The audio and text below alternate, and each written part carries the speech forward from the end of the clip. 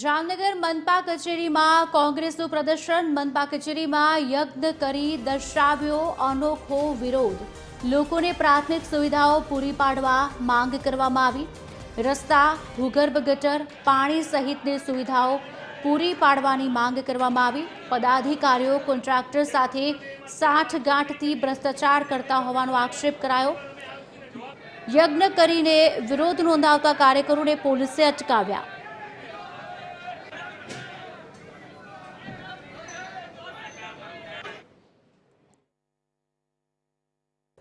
જામનગર મહાનગરપાલિકા તમે જોવો છો છેલ્લા 35 વર્ષથી વધારે પણ ભારતીય જનતા પાર્ટીનું શાસન હોય।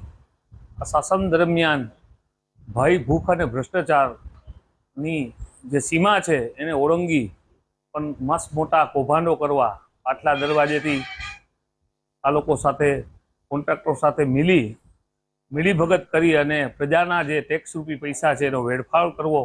ભારતીય જનતા પાર્ટીના જે હોદ્દેદારો છે, પદ ઉપર બેઠા છે, શરમ છોડી અને એટલો બધો ભ્રષ્ટાચાર કર્યા છે। ટેન્ડર પ્રક્રિયાઓ એમાં પણ ક્યાંક ઈલું કર્યા છે।